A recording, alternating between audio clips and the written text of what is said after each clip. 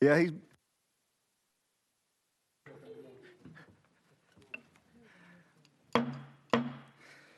We'll call Department and Agency Subcommittee now in session or in order. It's Tuesday, March 15th, here in room 3 at a little past 3 p.m. We had just got out of another committee. Lisa, please call roll. Representative Kiesling. Representative Beck. Representative Bricken. Here. Representative Carr. Here. Representative Carringer. Present. Representative Chisholm. Here. Representative Halford. Here. Chairman Holsclaw. Present. Chairman Holsclaw, we have a quorum. Thank you. Just to update on the final calendar, we'll go through and if anybody's waiting on a particular bill, give them an update. Number 1, HB 349's off notice. Number 2, HB 1682's off notice. Yeah, not all of them's off notice though. And basically, item number 7, HB 2261 is rolled to the hill. And that kind of concludes us. So let's get started on item number 3, HB 2133. And we don't see Calfee, so we'll roll him to the... Mr. Chairman, excuse me for interrupting you. I signed on to that one. If you don't care, that was my original bill, and he had to file it for me while I was gone. If I may take that, sir. Are you through with your lunch? We vote on that. Excuse me? Okay. We need a motion and a second. And I see, if I can turn the page, no amendments, so let her roll. Thank you, Mr. Chairman. This bill here is basically, it says charitable solicitations, which it is, but it's actually a veterans bill. We have come to find out that in some of our solicitations that we get for our veterans here in the state of Tennessee, and I'll take one for example, would be the Wounded Warrior Project, that if we take in an amount of money from the Wounded Warrior Project and it amounts to a certain percentage of what we send to or what the Wounded Warrior gets, let's just say we send in, 3% of their money that they make every year. But we notice too that our Wounded Warrior veterans here do not even get back that much percentage. So we tried to bring something up that would help them to get more money back to the state of Tennessee.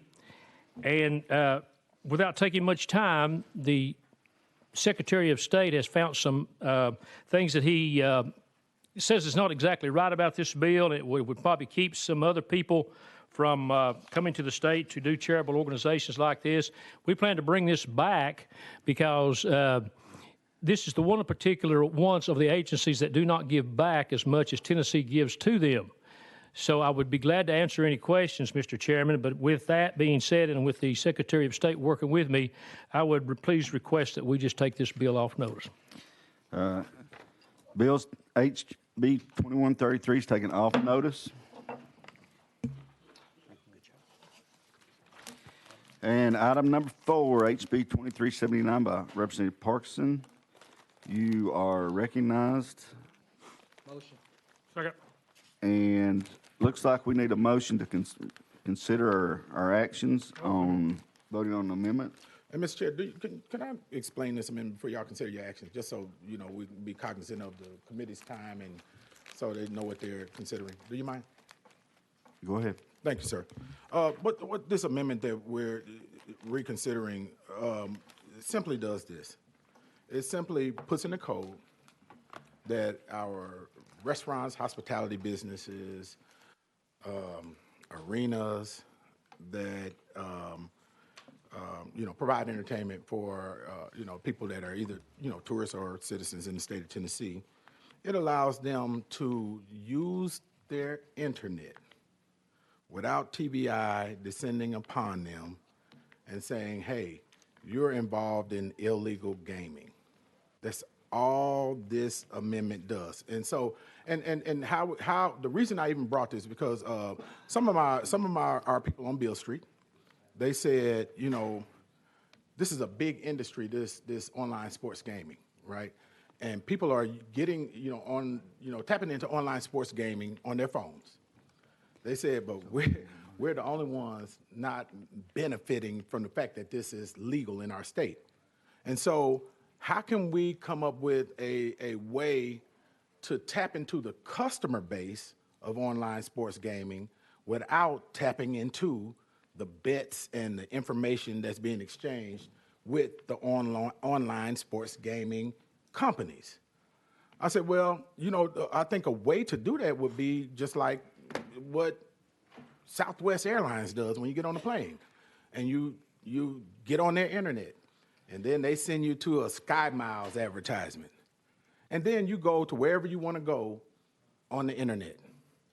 But what we didn't want people to mistake this as was them people getting on their internet and then either going to FanDuel or Caesars and somebody saying, hey, they're in there being part of sports gaming mistakenly, and then TBI descends on their restaurant and closes them down for something that they probably already can do. So all we're doing, because there's nothing in the code that says they can't, you know, direct their customers through their internet. Nothing. But what we wanted to do was make sure that we put this in here so that no one will mistake it for illegal gaming.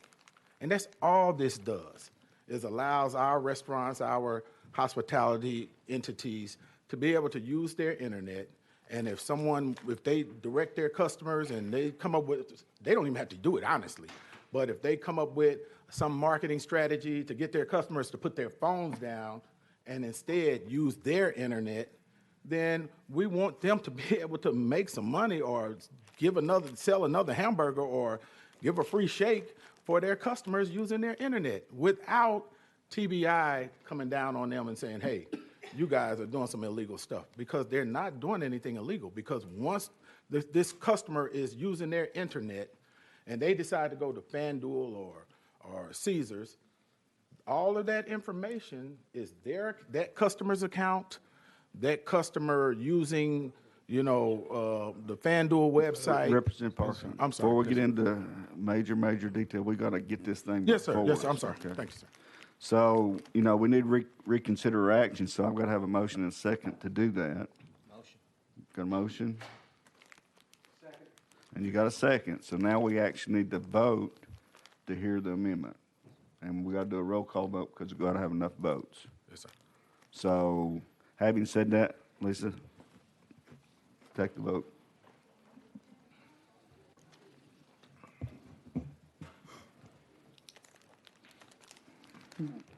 Beck? Here. Beck votes yes. Yes? Yeah, I do. Bricken? Yes. Bricken votes yes. Carr? No. Carr votes no. Carringer? Chisholm? Chisholm votes yes. Halford? Halford votes no. Holsclaw? Yes. Holsclaw votes yes. Sorry. Bill fails because you needed 5 votes or motion to reconsider, so it fails. The amendment fails. You're basically done. You don't get to hear your bill. Okay. Thank you. Thank you, Mr. Chair, and thank you, committee, and I will now take this bill off notice. Thank you, sir.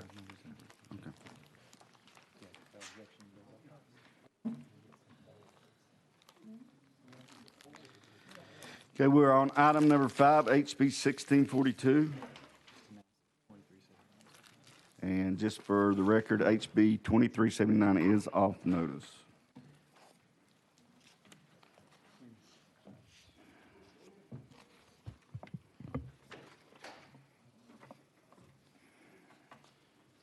You are recognized. Thank you, Mr. Chairman. I believe we have an amendment. Yes, and we need a motion second.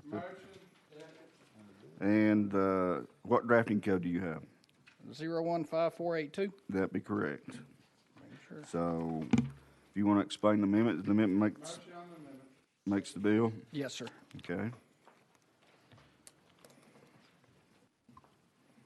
You're recognized. Okay. Thank you, Mr. Chairman. Committee, great to be back in front of you again to discuss House Bill 1642. This bill recognizes an Indian tribe residing on federal lands held by the United States government for the purpose of such tribe obtaining a license from the National Indian Gaming Commission to conduct gaming operations on those tribal lands within Tennessee. As amended, this bill creates a compact task force to negotiate on behalf of the state the terms of a compact between the state of Tennessee and an Indian tribe for purposes of conducting gaming operations on land held by trust by the government. Requires the Speaker of the House and Senate to basically the task force will be approved by 4 members of the Senate, 4 members of the House, and 4 members of the administration, and then to negotiate on behalf of the state with the Indian tribe. And once a compact is agreed to, then it would come back before the legislature to be approved before it would be signed off on, and then the Indian tribe would be allowed to include that in their application to the Federal Tribal Gaming Commission. So that's a description of the legislation, Mr. Chairman. I believe we have some folks here to speak on it on Okay, both sides. before we get into that, Yes, sir. we'll vote to put the amendment on the bill since it does make the bill. Gotcha. Those in favor of Amendment 015482, say aye. Aye. Opposed? Amendment's on the bill, so now it's properly before us. Thank you, sir. I renew my motion. Okay, and we're gonna go out of session to hear Keith Davidson.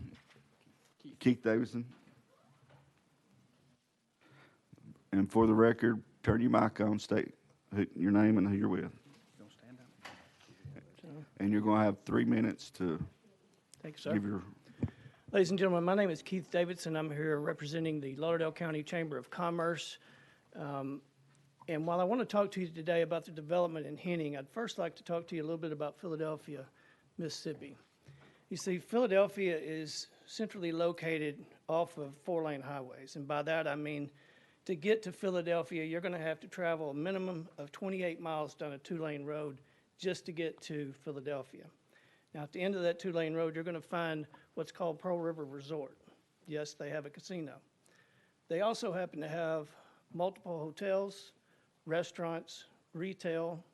They have day spa, and they have 2 nationally recognized golf courses. In addition to that, they work with Neshoba County in Philadelphia, the Choctaw community there does, and they have developed their own police force. They have a fire department. They have built a $55 million hospital. They have industry located there as well. Now, I say all that to say, if they can do all of that at the end of a 2-lane road, envision what they could possibly do in Lauderdale County when the Choctaw property that they have there is located right off of a 4-lane 51 highway. It also happens to be sandwiched between 2 of our larger tourist destinations in Lauderdale County, that being the Alex Haley Museum and Fort Pillow State Park. I ask you to think about that because this is a big deal for us. It's going to bring jobs to Lauderdale County, and I might add federal jobs. These jobs will be federally paying jobs that have federal benefits attached to them. That's a big deal for us. You know, it wasn't too long ago, Governor Lee met with some of our local leadership, and he challenged us. And the challenge was, we need Lauderdale off of the list of distressed counties. You find the project, and we'll find the resources necessary to help you with that. Ladies and gentlemen, this is the project, and you can be our resources. You and our friends in Henning, our Choctaw friends, can do just that for us. This is a game changer for us. This will change the footprint for Lauderdale County, I do believe. I believe you also know that this past a county commission resolution was brought forward saying that they have support of the county commissioners. You also have the support of the Lauderdale County Chamber of Commerce. We've talked to a number of people within the community, and they're supporting this as well.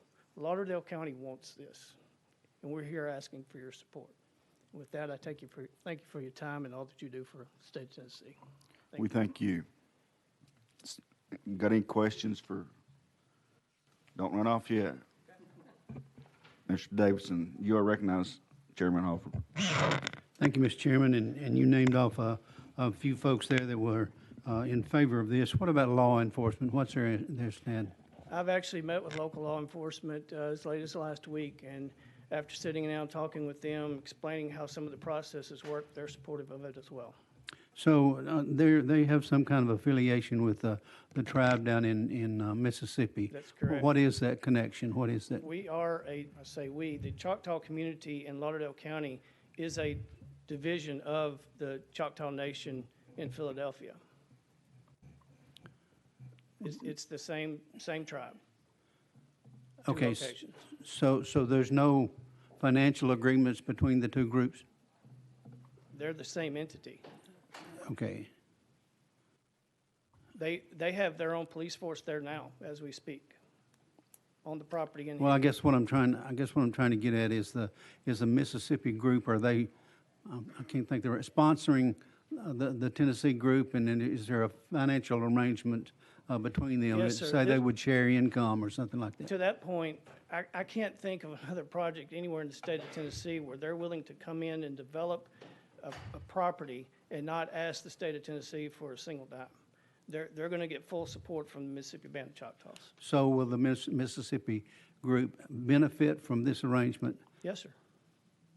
I would assume, as will Lauderdale County, as will the state of Tennessee. These are things you sit down and work out in that compact agreement as you're putting this together. But there will be fees that the county will be able to get associated with this as well. I guess what I'm trying to say is would the Mississippi tribe benefit more than the Tennessee tribe benefit? not In to other my- words, would the Tennessee tribe pay dues, for lack of a better term, to the Mississippi? No, sir. My understanding is it's all one tribe. Okay. Okay. That helps. Thank you, Mr. Chairman. Other questions? Representative Keesling, you are recognized. Thank you, Mr. Chairman. Mr. Davidson, what is your position there at the chamber? Are you director? Chairman of the board. Chairman of the board, okay. Okay, very good. So has there been executed a letter of intent between, of course, not the chamber, but the county and the Choctaw Nation regarding this project or at all? They've talked extensively. I don't know that there's a letter of intent of any type other than the resolution that was recently passed. Good, okay. No, and of course, is ECD, and not that they have to, but have you all got, has the chamber got any idea of about the number, how would this affect the local community in terms of employment numbers? Yes, sir. Well, not exact numbers, but some. Well, I know, these are just Yes, sir. Some of the estimated. initial numbers are in excess of 1,000 jobs 1,000, once the property's fully developed. Yes, sir. right, okay. And that'll have to come from folks outside of the Choctaw community as well. Mm-hmm. They don't have that many Choctaws in Lauderdale County as we speak. Certainly.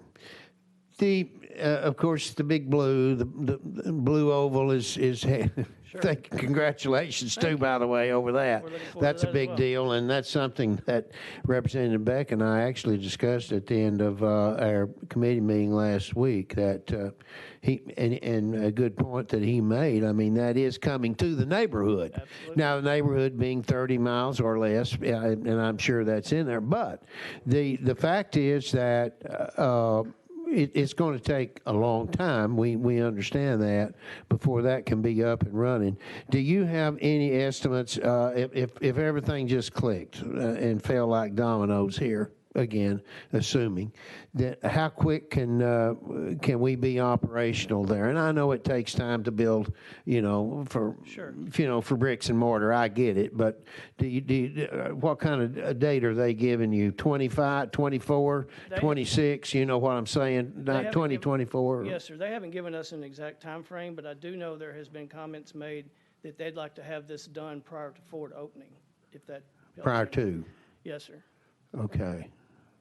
And as you well know, one of the major things that industry looks for when they're coming to any area, be it ours or any of y'all's, is quality of life and entertainment and things of that nature. And this is going to Yeah. go hand in hand with that. So, Right.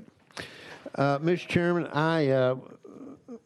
while Mr. Davison's still at the podium, now, I guess we'll go back into session in a moment. I'll just conclude by saying, and thank you for the time, Chairman.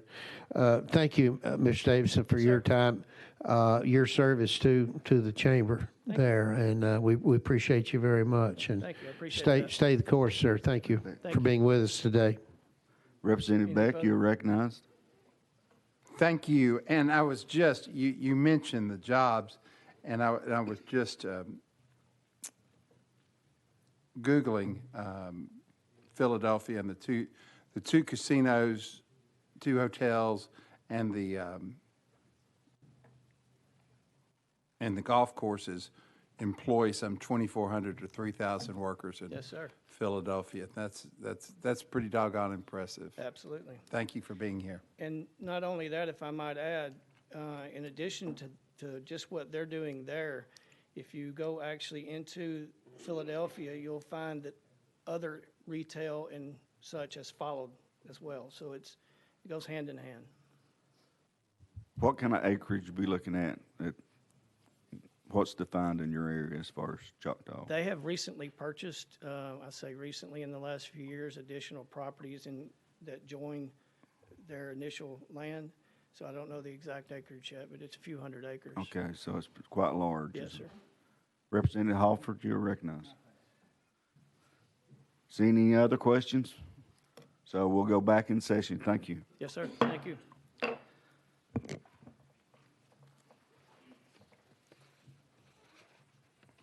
thought you got lost on us, Representative Hurd. All right, well, do we have questions for, okay. Chairman Kiesling, you are recognized. Well, thank you. Now I want to go. I've been through the last hour and a half here, hustle and bustle, Representative Hurt. So you can understand. I've caught it I arrived here late. Walk me through, and I apologize, members, for this question, but forgive me, indulgence here. What does the state? What do we got to do then? Should this pass, assuming that this passes and it clears, it clears both Senate and the House here, and we get it. Where does the state come in? Can you walk me? Just give me the 30,000-foot view for the time. You are recognized. Thank you, Mr. Chairman. Yes, sir. If this legislation were to pass and get through, the next step would be to create the task force, appoint the members, and then as the task force is created, they would enter into negotiations with the Choctaw. When those negotiations are complete and everybody's good, it would come back in front of the General Assembly. The compact would to go through the General Assembly and be approved through the legislature, and then once that's approved, then the Choctaw would be able to include that in their application to the Federal Tribal Gaming Commission, and then from there, the decisions would have to be made at the federal level, whether they get the license or not, and then from there, if they receive the license, then they would move forward with development. Chairman. Yeah. Okay. So then this isn't going to be a quickie. Then this thing could be. We're talking 12 to 18 months. Then theoretically, 12 months. Yes, sir. I don't know the time frame for. I know it would have to be next session if we came to an agreement with the compact in order to get it back through the General Assembly. But that being said, as far as the application to the Federal Tribal Gaming Commission, I don't know the time frame there on how long that would take to be able to get an answer for that. Okay, thank you. Again, thank you. You know where I stand, Representative. I appreciate you and your concerns for for Lauderdale and the fine people down there. I know, as I said last week, of the 5 counties that our footprint 2 are distressed, and by golly, I know it's just tough, and I appreciate the time and your effort in this. Thank you very much, and thank you, Chairman. Representative Bricken. Thank you, Mr. Chairman. What I've heard certainly makes me feel a lot better, because I thought we were kind of rushing through things last time I heard the bill. I thought it had a lot of merit, but I just thought we were blasting off too fast. when it comes back, if it passes and comes back to the General Assembly, will it come back with a request just for a joint resolution to be passed, or would it come through as a bill that would be vetted through the committees? Do you know? You are recognized, Representative Hurt. Thank you, Mr. Chairman. I don't know. I don't know if it would be a resolution, being that it's already agreed to on the outside. I mean, I don't know how that would look when it comes back to be approved by or to be vetted by the General Assembly. Okay. Other questions? Representative Beck. Thank you, Mr. Chairman, and thank you, Representative Hurt, for listening to our concerns last week and bringing back this amendment that gives the General Assembly more control and to come back and to work on this compact when you're at that, when they're at the Choctaw are at that position. I just think it's, very important for us to look at this. We want Lauderdale County to thrive, but we also want the funds and the success of this to be, take care of the state and the locals. So it's very important, and I appreciate you working with us. Thank you very much. Thank you, sir. Representative Carr, you are recognized. Thank you, Mr. Chairman. Representative Hurd, I'm going to allude back to my county a little bit. Of course, up there, the Cherokees have purchased probably, I don't know, 250 acres or better like that. And of course, they're planning, they are planning right now a Buc-ee's and some entertainment and so on and so forth. Now, if the Choctaw go with you, I mean, of course, now we already got sports betting in the county. I mean, in the state, excuse me. A lot of that's going out of state. We understand that.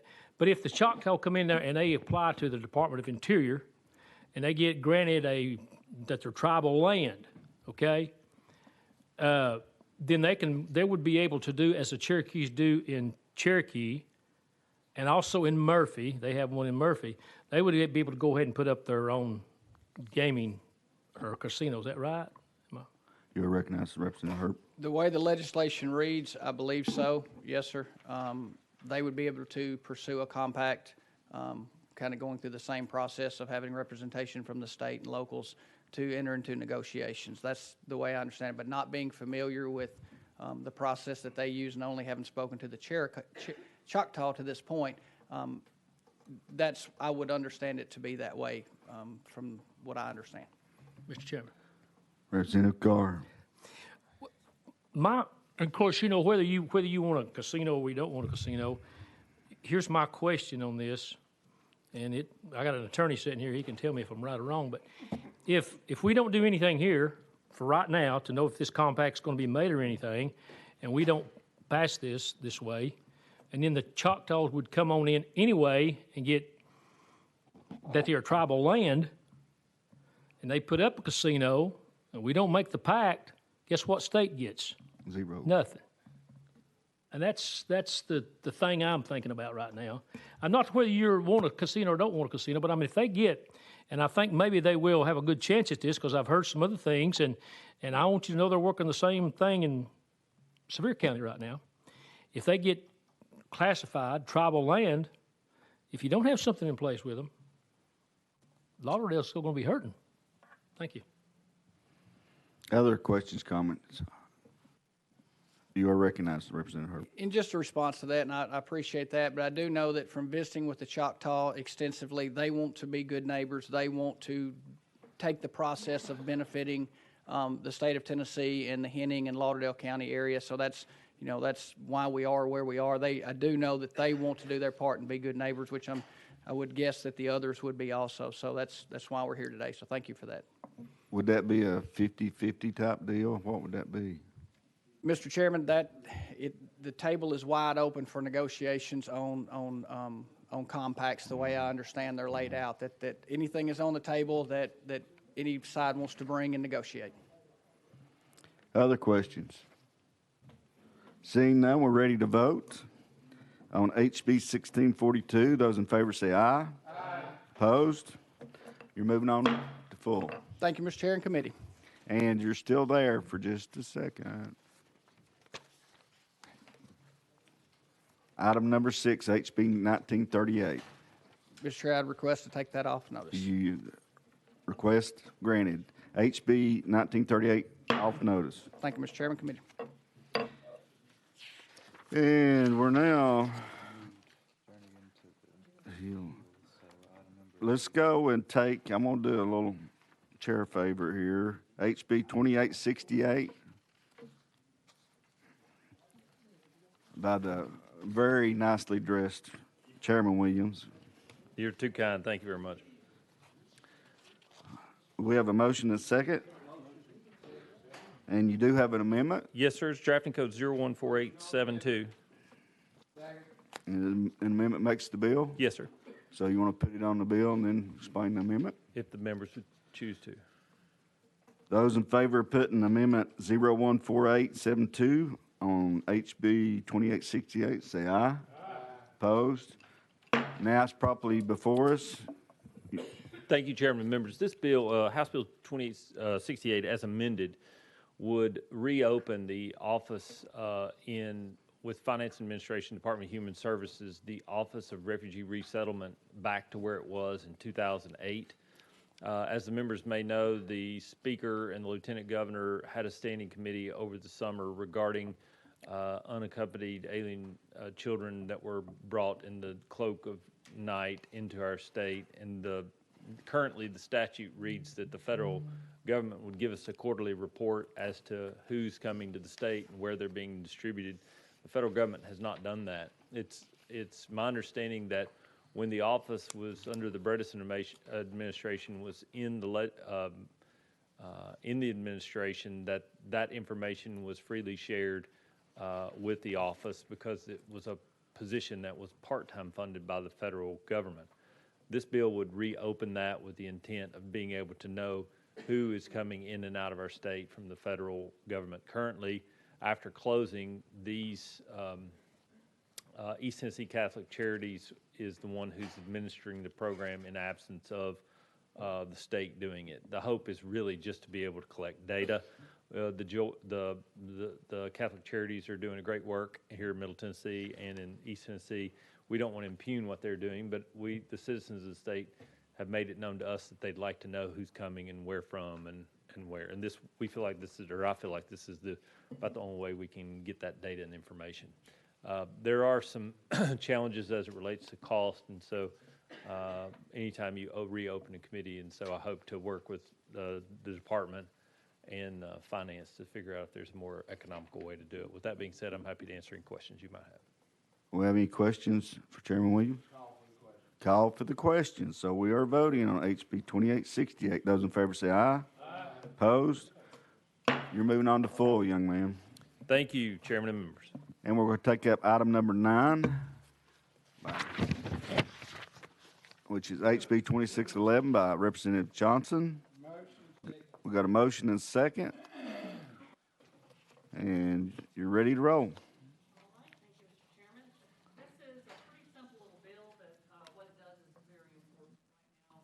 We're currently in a crisis in Tennessee when it comes to child care. Child care is one of the main reasons some people are not able to get back to work right now after the pandemic. When folks went back to work, probably about 20% of our child cares did not open back up. It's a high cost, insurance, that sort of thing for these organizations. And there's a particular group that this bill touches on, and they are nonprofit child cares that are not run by religious organizations. Typically, most of your nonprofit child care are run by nonprofits, and so are run by religious organizations, but there's a group that are not. And there's one in my district called Little Oaks, and they're in St. Mary's Church, where it used to be the nuns that worked in St. Mary's lived off-site, and that building is now where Little Oaks daycare, child care is housed. And they use only the bottom floor. They have 100 kiddos at this point. They could go 50 to 100 more because they have a whole second floor that's not in use. They work really hard to keep their prices down, below the average so that that community, which is a lower middle class community, can also bring their kids there. And it's a great facility, but one of the problems with these folks who are nonprofit, not run by religious organizations, is that they have to every single year pay for an independent CPA audit. And that audit costs them around $9,000 every year. So when they're trying to keep their costs down, trying to provide care for, really good care for these families, they're a 3-star facility. We have 2 of these in Knoxville, and one of them is really struggling and may not make it this year. Little Oaks is going to make it, but they would really like to expand because their waiting lists are so long. We've got waiting lists across the state, and these facilities are at risk because of this independent audit. Charitable organizations that provide child care independent of a religious institution or an education institution are the only agencies subject to the audit requirement, and it creates a significant financial burden not shared by similarly situated organizations providing the same care. To help with context, Little Oaks Academy annual audit expense is approximately $9,000 a year. As a public charity, they're exempt from federal income tax, aka a 501c3. They have to disclose their financials on an annual exempt organization return, a Form 990. This essentially provides the exact same information that CPA provides each year, and this 990 is publicly available. So they're paying for the same information that they already produce every year, and it's putting them in a situation of either really having to raise rates, not being able to grow, and for some of these facilities that might be a little bit smaller, it's keeping them at risk of staying open at all. So this proposal would add any child care agency that is subject to regulation by the Tennessee Department of Human Services as a new exempt entity. So it would make them, there's exemptions for religious organizations. This would add them as one of the organizations exempted so that they don't have these costs come to bear when they're trying to stay open and trying to provide a service that Tennessee so desperately needs. We have questions. Representative Bricken, you're recognized. Thank you, Mr. Chairman. Certainly as a former practicing CPA, I've certainly audited a lot of nonprofits and daycares. The benefit of an audit is significant. A lot of nonprofits, certainly, the integrity for all the monies that are paid to the nonprofits, to be certain that it is properly utilized, hopefully no fraud at all is involved in the organizations, and I certainly have been involved with many nonprofits that had fraudulent activities, and it's the saddest thing you ever experience. Usually, the ability to fundraise is enhanced because donors know the funds are being vetted and properly used, and so that cost of an audit is, certainly in my mind, insignificant. In fact, it should be considered a benefit. So I just cannot support this. Other questions going? Chairman Keesley, All you're up. right, thank you, Chairman. Could I respond to that? Yes, you can. Thank you. Yeah, well, they've exempted religious organizations, volunteer firefighters are exempt from this, county fairs are exempt for this, political parties, candidates for federal offices. A lot of folks have been exempted from this. They're just asking for that same benefit, and they're not doing fundraising. Their money is coming in from parents paying their fees. I will certainly, I can't address all of them. Charitable organizations, church affiliated, almost every church that I've ever been involved with, under their I would call it church discipline. It has an internal type of audit vetted in their system. So that gets that reliability there. Some of the other organizations I know in our county fair board is audited, so, but they don't run a daycare either. So anyway, it's, I'll just stop there. Chairman Keesling, you are up. Thank you, Chairman. Representative Johnson, a little confused. I mean, what I'm looking at here is just over $14,000 fiscal note, but the administration has got it flagged for its fiscal impact. Because I don't understand. Could you please explain? Representative Johnson. like I said, there's approximately 100 of these facilities across the state that are this type of facility.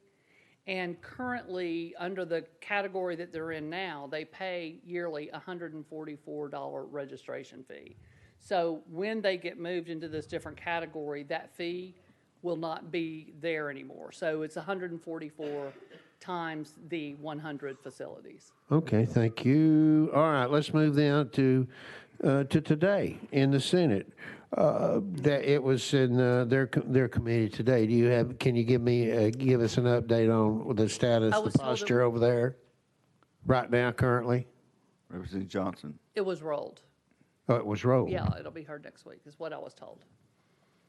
Where does you mentioned, of course, locally there are Little Oaks. And maybe it blew by me. Where's the funding source there for Little Oaks? Through the parents themselves? Through Self-funding then, okay. Yeah, I mean, through the cost, they try to keep their cost low. Typically, you can't find childcare for a 0 to 6 month old baby in Knoxville for less than $1,000. They try to keep theirs at $900, trying to keep it a little bit lower for those folks in their community. On the board, you have a lot of parents who work at UT and have their kids there, or work in Oak Ridge and have their kids there. But they really want to encourage that community that are around that St. Mary's area, and they're able to keep a more diverse community when they can keep those costs down. And they do have a long waiting list like everybody else, but. Thank you, Chairman. Appreciate it. Chairman Hofford, you're up. Thank you, Mr. Chairman. And this question has come to my mind because I realize, and it really doesn't, I guess, have much to do with your bill, but it seems like we're making exceptions for a lot of folks just because of what's going on right now. So I'm wondering what's going to happen in the future when the inflation rate is not what it is now. Are we going to go back to where we were before? Or is this going to be here with us forever? And I don't see that there. That's just a general question, I guess, that I thought of. But interestingly enough, I mean, I can speak to that because what Little Oaks stayed open the whole time. So they kept their same folks and they stayed open. There were difficulties involved in that, of course. They really had problems with staffing and staff getting sick and things like that. This is something a problem they had before the pandemic as well. It's ongoing. It exacerbated a little bit with the pandemic because they were really looking at trying to expand for more families. And then there's a smaller one in the east side of Knoxville that is struggling a little bit more and may not be able, just because of these outside costs, may not be able to stay going, and it'll be really disappointing to lose those folks. Chairman Hofford. And I sympathize with this right here. I have a very large company in my district right now that is in the process of building a daycare at their facility. It'll be free to the employees for certain ages for these people. So I know where you're coming from. That question occurred to me just a few minutes ago. So. Other questions, comments? Seeing none, we're voting on HB 2611. Those in favor say aye. Aye. Those opposed? No. Ayes have it. You're moving on to full. And item number 10, HJR 0756 by Thompson. It's taken off notice, so that pulls us back to Item number 7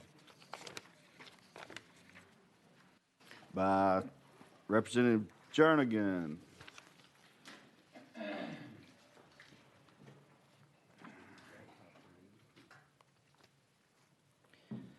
I have a motion and a second.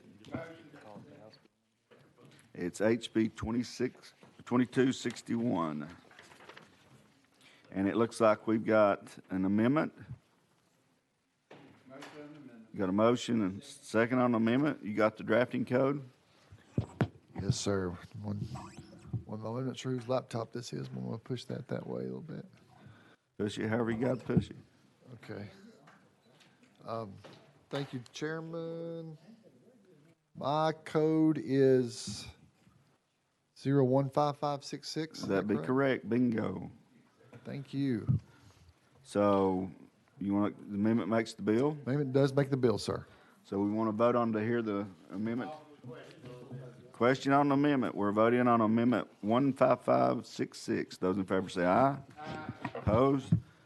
So your amendment's on the bill. Rock and roll. Thank you, Chairman and members.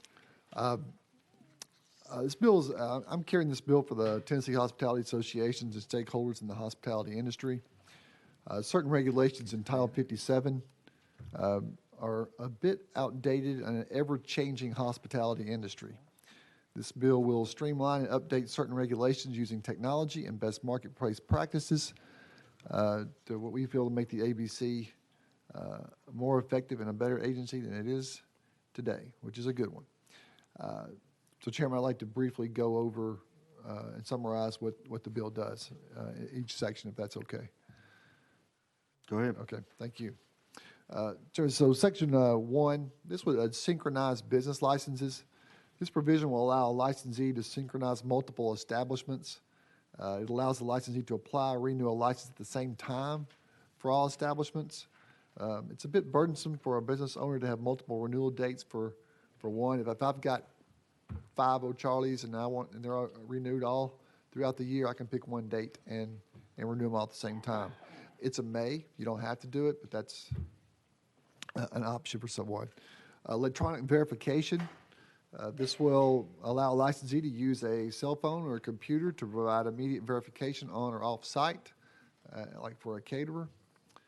And this also, and then as far as caterers are concerned, notification can be transmitted electronically and get a receipt from the ABC from notification that's been received. There's a provision for the Department of Revenue that cannot use event notifications submitted by a caterer for purposes of an audit.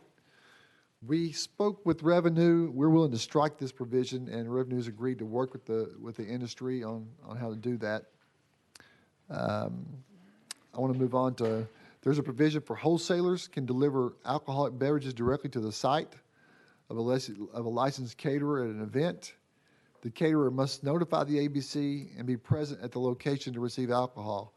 Currently, they would go and deliver alcohol to a restaurant, and then the restaurant would have to deliver to the site. This will allow them to go directly to the site and deliver to a licensed caterer.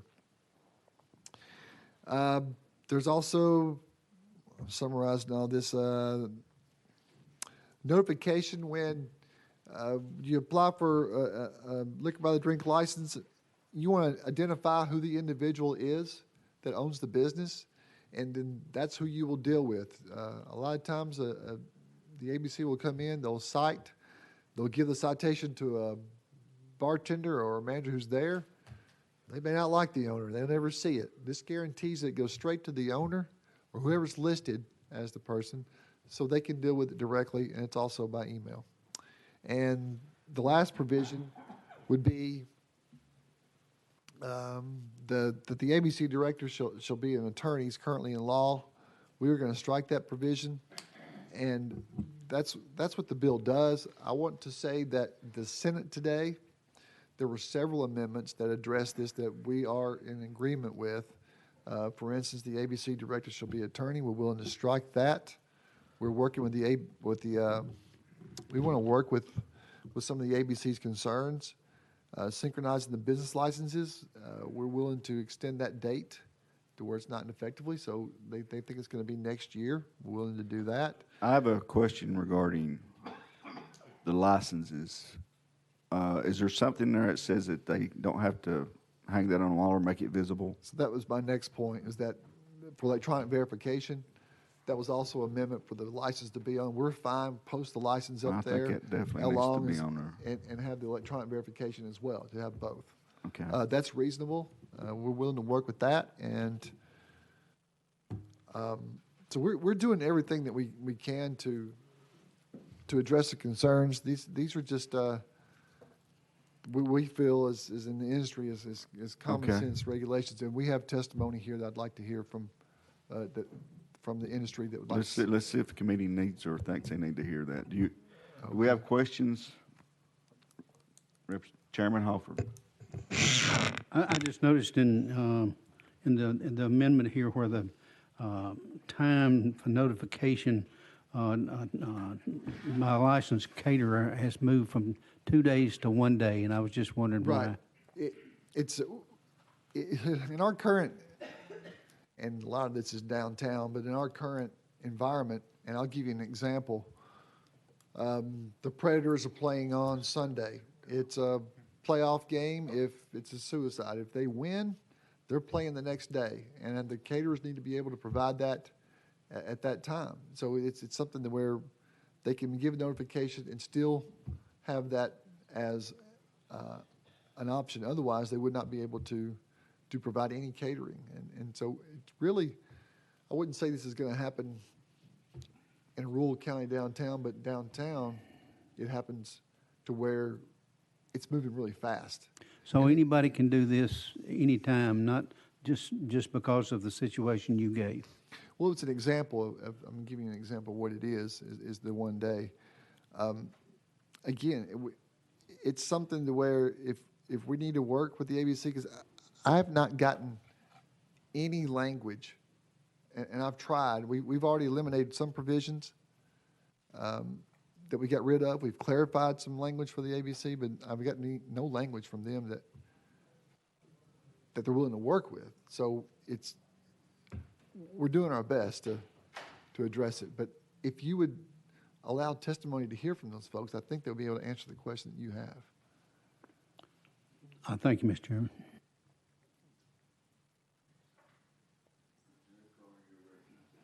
Thank you, Mr. Chairman.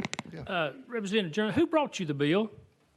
The Tennessee Hospitality Association, Tennessee Hospitality Association? which they're here. Okay.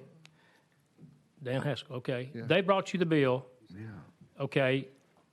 Did they, in turn, did they talk to ABC? Can you tell me that or not? Turn again. If they're in talks with the ABC, Did they? Did they? I would. They're right here, and Okay. you can ask them directly. Mr. Chairman, if we could go out of session here from ABC and from the Hospitality Association, I would appreciate that. Thank you. Your request is granted. We're out of session, and we're going to. Thank you. Is Rob Mortensen here? We You don't look like Rob. All right. State your name and who you're with, and you got 3 minutes. Good afternoon, Mr. Chairman, members of the committee. I'm General Dan Haskell. I'm General Counsel for the Tennessee Hospitality Association, a long-term lobbyist in this area. This is our bill. This bill provides some ease for our restaurants and hotels who are struggling through the world right now by allowing them to do some things electronically rather than keeping paperwork around in the office. This sort of started over the issue of servers and managers' permits having to be kept, the paper being kept at every site where they worked.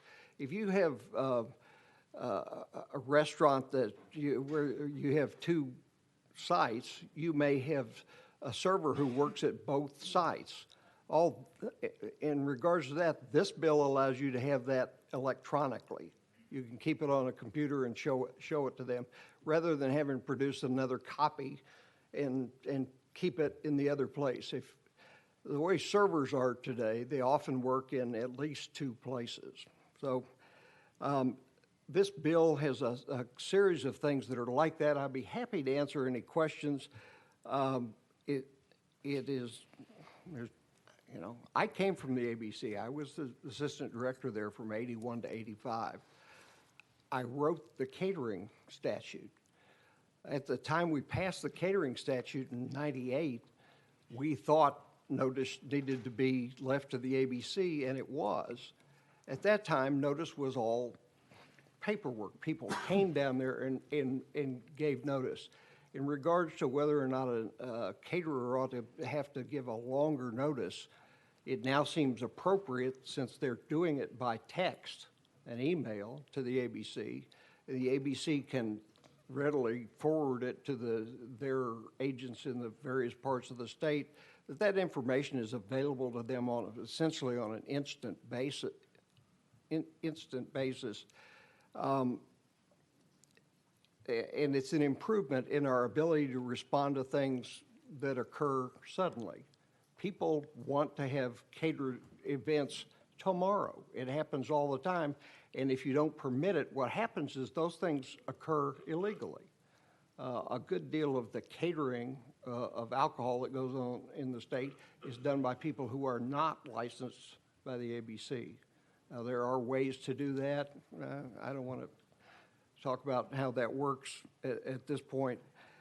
There are parts of this bill that the sponsor expects to clean up before you get to it next week in the full committee. But the essence of it is to make it easier for our people to exist in a world that is no longer about paper. I mean, when we're buying alcohol from the... Just a fair warning, you're running on 3 minutes right now.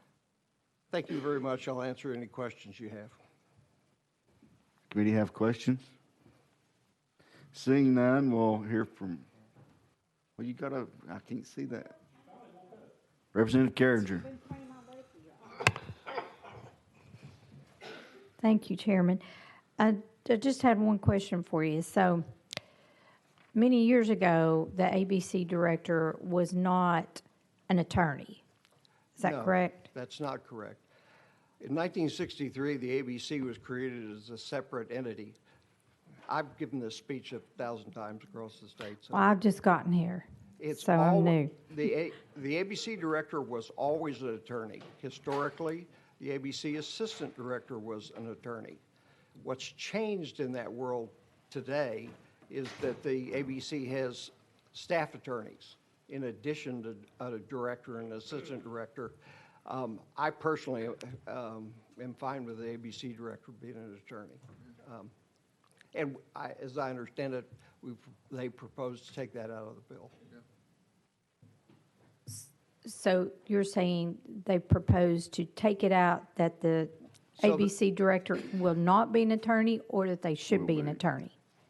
I just want to get that clarified. So that the ABC director will continue to be required to be an attorney. Okay, that is in the bill still. In the bill, it takes it out. He's, basically what they had it in there is to take it out. Now they're saying they're going to remove that portion, so it'll still require them to be an attorney. Okay, that's what I want to clarify and make sure that. The thought was that there are lots of lawyers over there already. Maybe it would open up the directorship to more people in the future. This is certainly not intended to be anything negative about the current director, who is an attorney.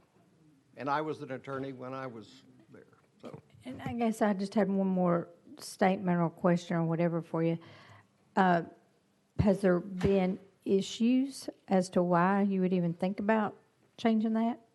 I mean, to tell you the truth, the talk came out and it's been out? I have no idea where that came from, frankly. All right, other questions? Thank you for your testimony. Thank you very much. Always a pleasure. And we're going to hear from ABC, Aaron Rummage.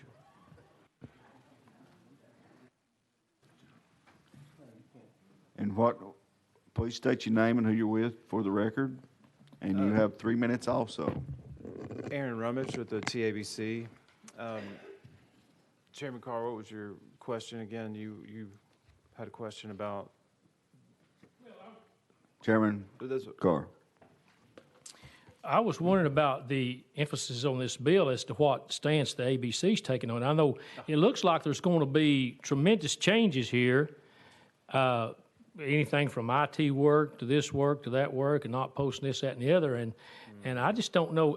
Can we handle that? I mean, are we looking at this too quick to do this all overnight? And it just seems to be already that the Senate's making a lot of changes or want to make a lot of changes, and then we're coming over here and there's going to be making changes. I'm just wondering if this is the right time to even try to approach this. Well, hearing the sponsor, it is nice to hear that some things are changing and coming together. We are sensitive to they're really our customers. The LBD makes the biggest, liquor by the drink, the hotels, the restaurants, they're our biggest licensees. So we definitely want to make them happy when we can. When people give us suggestions, we try to do it. Our IT is one of those things where, if I could just take you back, 2015, General Assembly passed, the General Assembly in 2015 passed a law that allowed us to collect money from our server permit fees, and it took us a full 3 years. The former director, it took him 3 years to get that computer system going. We are kind of perfecting it right now where it actually works how it's supposed to work. It doesn't buffer and, your licensees are just sitting there for 20 minutes. And so it's one of those things that we humbly tell you, it's a difficult task to maintain it and keep it up. Recently we had our IT go over to FNA. So we work with FNA. Now, usually we work with the industry, fall or summertime. I didn't have direct communications with the hospitality industry at that time. I didn't realize that this was their bill. But we certainly would work with them. I mean, they are our largest license type. Now, there's a couple of things. Right now, in our computer system, it's the RLPS system, the catering notices are actually put in there. So it's not done by email or paper anymore. But we do kind of need that 2 days to plan our staffing. It's not just about, getting it right to a person, in one day. We have to plan. We have 50 agents for 95 counties. There's a lot of referendum areas out there. There's a lot of catering events out there. There's 3,000 a year. Now, in the case... Now, you're out 3 minutes, so try to wrap it up. If you think that you're going to have one, you could submit a notice to us and may not use it, but you certainly could do an extra one. So I think there's some room in here, but, okay. Thank you for testimony. We have other questions for Mr. Rummage? Seeing none, thank you. We're back in session. And do we have additional questions for Representative Jarring? Can I make a comment? Or You are recognized. thank you. So I appreciate the testimony, and just in regards with the ABCs, I am pleased that they are willing to work with the Tennessee Hospitality Association, because it's not been that way so much in the past. If it was, we wouldn't be here today doing what we're doing. Okay. So That's a good comment, but what I hear from this is we still have 4 or 5 issues that are milling around and in the works. So I hope you've taken note of that, because when you go to full committee, these need to be resolved, or we're not going to be in a good posture. Yes, sir. You have my word that I will get it resolved and work with the parties, and I will come to you before I go to full. Representative Carriger, you are up. Thank you, Mr. Chairman. I had a question I wanted to ask legal. Okay, we can go out of session. We're out of session. Legal, you're getting ready to get asked a question. Okay, thank you, Mr. Chairman. So from what I understand, it is still in the bill that the director does or does not have to be an attorney. I would like to ask legal about maybe a verbal amendment that says they must remain an attorney.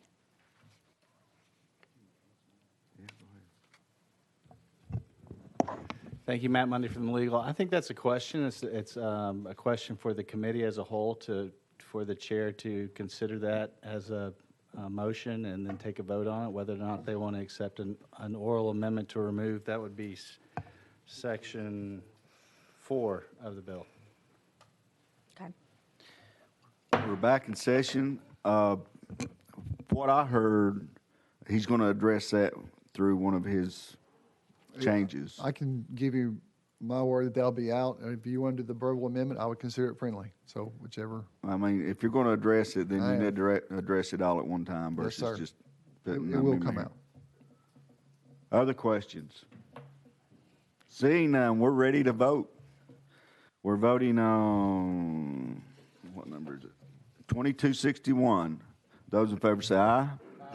Opposed? You're moving on full. Thank you, Chairman. Members, that brings us to our special calendar. Y'all just thought you was getting out early, didn't you?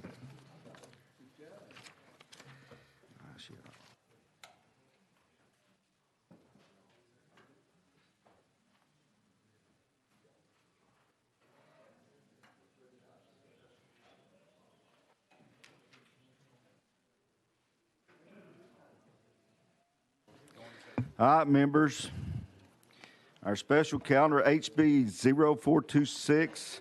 Without objection, we're going to send it to the clerk's desk.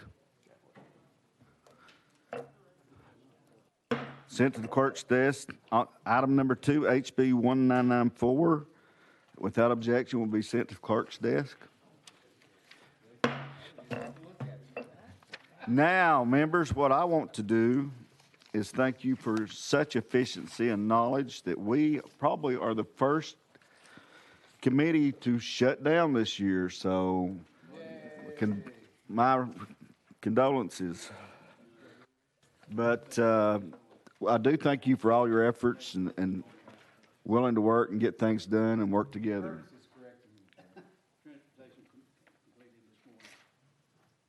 It wasn't on my radar.